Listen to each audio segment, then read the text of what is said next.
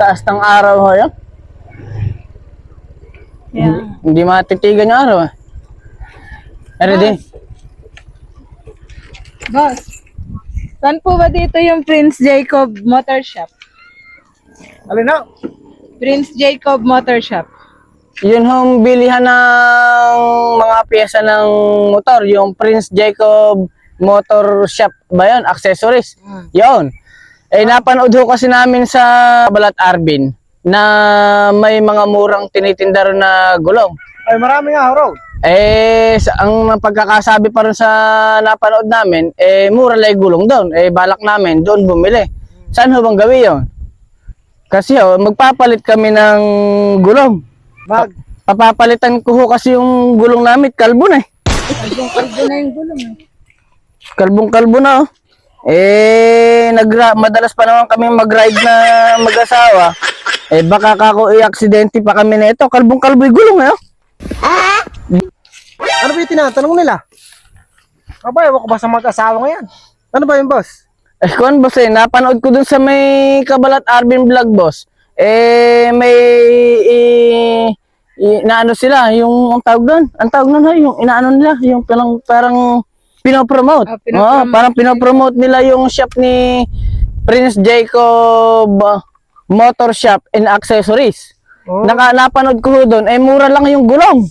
Balak ko kasi doon na bumili ng gulong at kalbong-kalbo na yung gulong ng motor namin. Tingnan mo mga tanong. Ala rito yung lugar na yun, hindi rito yun. Madalas. Kabundukan eh, Trio eh.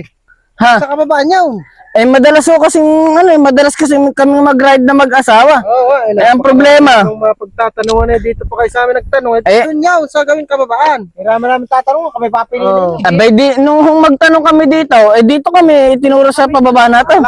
Sa sitio pa yun, sa San Miguel. Sa Brown yung sinasabi mo na yaw. Sa Brown? Saan, anong lugar ho ba kasi ito? Bundok Lataw. Bundok ito, di arte. Kasi obligado mapalitan itong mga kalbo kong gulong. Oo, baka sabugan kami ng mga gulong na mga kalbo na. Unat huli, puro kalbo. Andon, alaritin boss. Kasi nga, baka mamaya, kung saan pa yung mga kahabaan ng takbo namin, doon pa sumabog yung mga kalbo na kasi. Manipis na ho eh. Sinasabi. Alaritin boss. Kalbo raw. Nakakaano ho yung tanong nyo eh, parang kayo nanadya eh. Aba, paano naman kung masasabi niyo parang nanadya? Tingnan nyo. Di ba kalbo? Ano, tingnan nyo dyan. Parang nagagalit pa kayo sa akin yun eh. Binatatansya ko sa inyo para magalit kayo pinagtatanong namin. Kalbo ka rin pala, boss. Kasi namin, hindi ka kalbo. Hindi, nakakagalit yung tanong mo. Yung wala tayo. Kalbo ka rin pala, daw. Saan mo ba yun? Sibulyaw. Di ibig sabihin, babalik ko kami. Akala ko raw, doon yung Prince Jacob, sa Pahon ng Brown.